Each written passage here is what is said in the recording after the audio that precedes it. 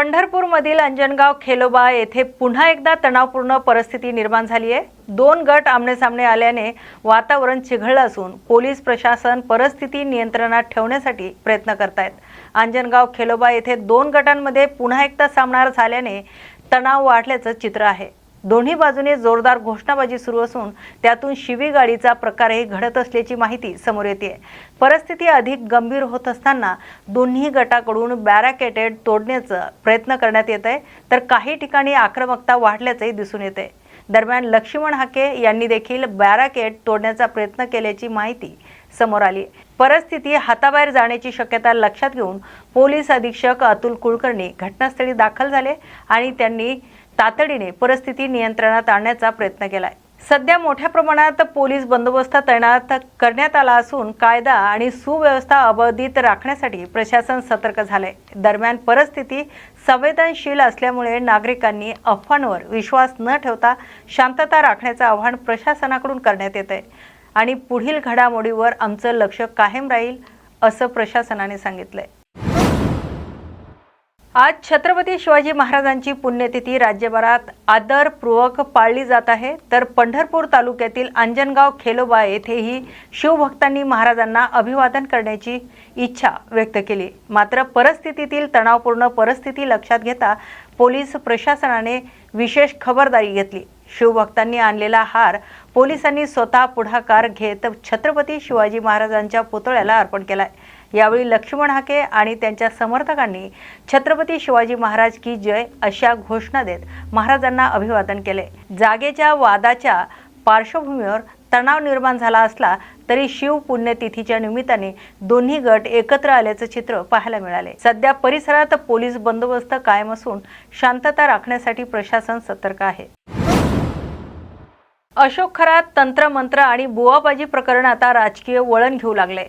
राज्यातील तब्बल 39 आमदार या भोंदूगिरीत सामील असल्याचा खळबळजनक आरोप करत मार्क्सवादी कम्युनिस्ट पक्षाने आता राज्य सरकारला धारेवर धरले। या आमदारांची नावे जाहीर करून त्यांचे राजीनामे घ्यावेत अशी मागणी माकपने आता थेट रस्त्यावर उतरण्याचा निर्णय घेतलाय। निवडून आलेल्या लोकप्रतिनिधी हे संविधानिक पदावर असतात। संविधानाने त्यांच्यावर वैज्ञानिक दृष्टिकोन जोपासण्याची जबाबदारी दिली, मात्र ही जबाबदारी विसरून जर लोकप्रतिनिधीच तंत्रमंत्र आणि जादूटोणाला शरण जात असतील तर ती संविधानाची पायमल्ली आहे अशी भूमिका मार्क्सवादी कम्युनिस्ट पक्षाने घेतली आहे। भोंदू बाबांना राज मान्यता मिळवून देणाऱ्या अशा आमदारांवर कारवाई करण्यासाठी आता 6 एप्रिल 2026 रोजी राज्यभर तालुका स्तरावर तीव्र आंदोलन छेडले जाणार आहे। भोंदू बाबा जितके गुन्हेगार आहे तितकेच त्यांना समर्थन देणारे लोकप्रतिनिधी जबाबदार आहेत। या 39 आमदारांच्या यादीमुळे सामान्य जनतेत चुकीचा संदेश जात आहे। सरकारने ही यादी तातडीने जाहीर करावी आणि या आमदारांचे राजीनामे घ्यावे, अन्यथा 6 एप्रिलला आम्ही राज्यभर तीव्र आंदोलन करू असं आवाहन केलंय। डॉक्टर अजित नवले यांच्या या इशाऱ्यावर आता राज्य सरकार या 39 आमदारांची नावे जाहीर करणार का आणि 6 एप्रिलच्या आंदोलनाचा काय पडसाद उमटणार याकडे सर्वांचं लक्ष लागलंय। संविधानिक पदावर निवडून गेलेले 39 महाराष्ट्रातले आमदार हे अशोक खरातच्या बुवाबाजीला शरण गेले, त्यात सामील झाले अशा प्रकारचे आरोप महाराष्ट्रभर होत आहेत। ही अत्यंत गंभीर गोष्ट आहे। जे संविधानिक पदावर आहे त्यांनी संविधानाअंतर्गत काम करणं अपेक्षित आहे। संविधानाने स्वतः सर्वांनी वैज्ञानिक दृष्टिकोन अंगीकारावा आणि वैज्ञानिक दृष्टिकोनाची रुजवात महाराष्ट्राच्या जनतेत व्हावी याच्यासाठी आमदार आणि लोकप्रतिनिधींनी काम करावं हे अपेक्षित आहे। मात्र तसे न करता स्वतः आमदारच बुवाबाजी मंत्रतंत्र या प्रक्रियेला शरण जाणार असतील आणि त्या प्रकारचा आदर्श सगळ्या समाजात अत्यंत वाईटरित्या अंधश्रद्धेच्या बाबत रुजवणार असतील तर ही अत्यंत गंभीर गोष्ट आहे। अशा सामील असणाऱ्या आमदारांना तातडीनं त्यांना हकललं पाहिजे, त्यांचे राजीनामे घेतले पाहिजे। या आमदारांनी अशा प्रकारचे राजीनामे द्यावे अशी मागणी मार्क्सवादी कम्युनिस्ट पक्ष करत आहे। 6 एप्रिल रोजी या मागणीसाठी आम्ही महाराष्ट्रभर तालुक्यामध्ये जबरदस्त आंदोलनाची हाक दिलेली आहे। बाबा खरात याच्यावर कारवाई, त्याच्या साथीदारांवर, त्याला राजकीय पाठिंबा देणाऱ्या सर्वांवर कारवाई आणि त्याचबरोबर जे आमदार याला शरण गेले त्यांचे राजीनामे या मागणीसाठी हे आंदोलन होत आहे।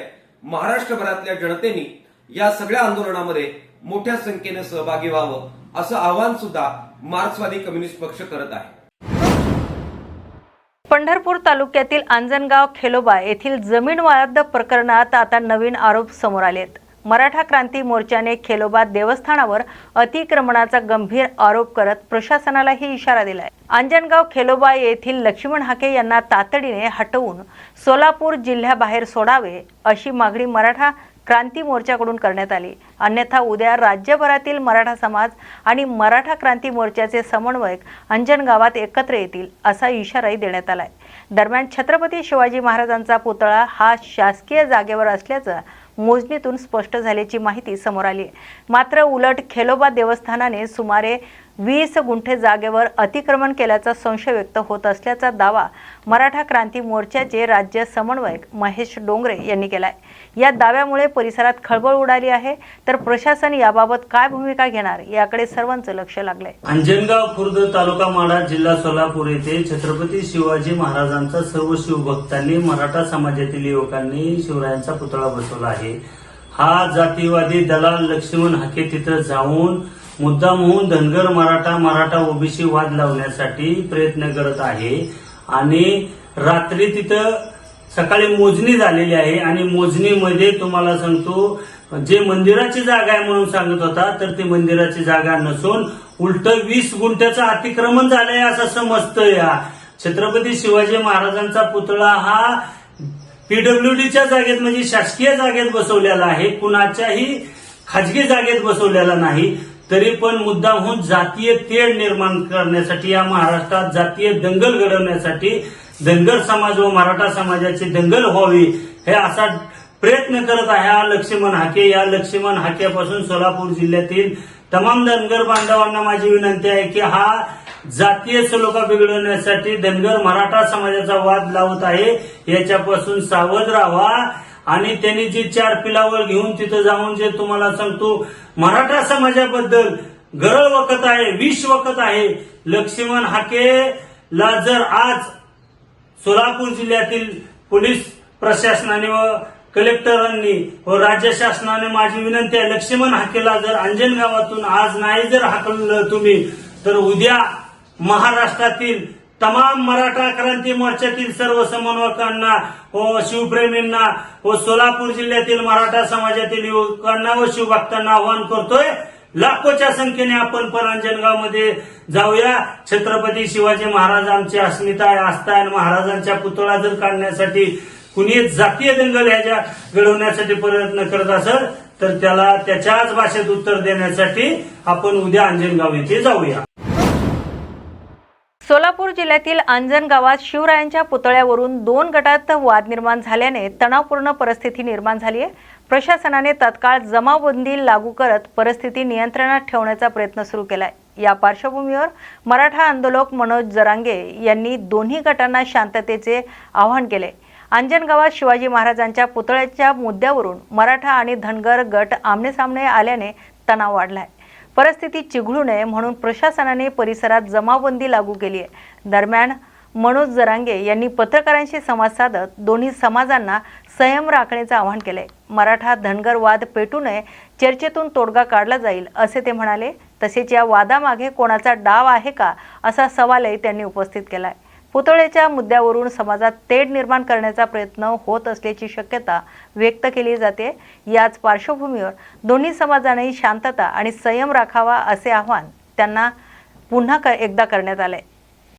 परंतु इकडं एवढी दुर्दैवी घटना घडली होती की आपलेच बांधव 8 जणांचा इकडं अपघातामध्ये मृत्यू झाला आणि 5-7 जण हॉस्पिटलला कलावती हॉस्पिटलला ॲडमिट आहेत। त्यामुळं इकडंच दुःखाचं खूप मोठं डोंगर गावावरती कोसळून आम्ही इकडं आलो होतो। मी त्याची संध्याकाळी माहिती घेतो व्यवस्थित। परंतु माझं सगळ्यांना आग्रहाचे विनंती आहे, मराठा असो किंवा धनगर असो, तुम्ही शांततेनं घ्या। आपण बसून त्याच्यावरती काय विषय आहे त्याच्यावरती तोडगा नक्की काढू। कारण आपण मराठा समाजाने धनगर समाजाने आपल्याला कोणी तोडण्याचा प्रयत्न करतंय का, असं काही डाव असू शकतो का या माध्यमातून, याच्यावर सुद्धा बारकाईनं लक्ष ठेवलं पाहिजे। मग तो विषय कुठलाही असो, तो भूमचा असो किंवा तो आपल्या कळमचा असो किंवा कुठलाही असो। आणि आता आजचं कालचं झालेलं तुम्ही म्हणताय ते अंजनगावचं, तिथल्याही बांधवांना माझ्या मराठा धनगर दोघांनाही आव्हान आहे, की कुठल्या तरी नेत्याचं ऐकून कोणीतरी काहीतरी काय म्हणते त्याला ती भडक अशी प्रतिक्रिया देईल आणि तेढ निर्माण करत, तर नेत्याला याची गरज नसती. ते हमेशाच इकडं तिकडं पळत असते, बोंबलतच त्याला ती सवयच असते. नासक्यापणाची इकडं जाय तिकडं उलशी खाय, इकडं उलशी खाय, त्याला ती सवय असते. धनगर बांधवांनी मराठा बांधवांनी समजून घ्या आणि शांतता ठेवा दोघांनीही. आपण त्याच्यात काय विषय ते बसून शांततेत त्याचा तोडगा नक्की काढू. मी आज संध्याकाळी त्याची पूर्ण माहिती घेतोय. विषय काय शांततेत तोडगा निघल. धनगर बांधवांनी विश्वास ठेवा आणि मराठ्यांनी विश्वास ठेवा. फक्त शांततेत घ्या. वाद होईल अशा ठिकाणी किमान आपण शांततेने घेतलं पाहिजे. आपण त्या गावासाठी दौरा वगैरे करणार असं काही ठरलंय का? नाही, तसं ठरलं नाहीये, परंतु मी आज संध्याकाळी पूर्ण माहिती घेतो त्याची, की काय काय घडलंय काय. मी सकाळी माहिती घेणार होतो, परंतु अचानक ही फोन आल्यामुळं मग इकडं अंत्यसंस्काराला यायला लागलं. मी आज संध्याकाळी पूर्ण माहिती घेतो. पण माझं हात जोडून आव्हान आहे धनगरांना पण, मराठ्यांना पण, दलित मुस्लिमांना पण, शांततेत राहावा. आपण बसून बोलून घेऊन तोडगा काढून व्यवस्थित सगळं पार पाडूयात. कुणीतरी येईल, एखादी बजबजपुरी वळवळ करून माघारी जाईन पुन्हा आणि विनाकारण वादंग निर्माण करत. सामान्य मराठ्यांनी, सामान्य धनगरांनी समजून घ्या. शांततेत ते सगळं समजून घेऊन 100% आपण त्याच्यावरती तोडगा काढू. मराठ्यांनी समजून घ्या शांततेत आणि धनगरांनी समजून घ्या. याच्या आडून कोणाचे काही डाव आहेत का काय, ते मात्र यशस्वी कोणी होऊ देऊ नका. आणि असण्याची दाट शक्यता या पुतळ्याच्या माध्यमातून तेढ निर्माण करायचा असाही दाट शक्यता असती. याच्यावरती विचार करा आणि शांत राहावा. आपण याच्यावर तोडगा नक्की काढू.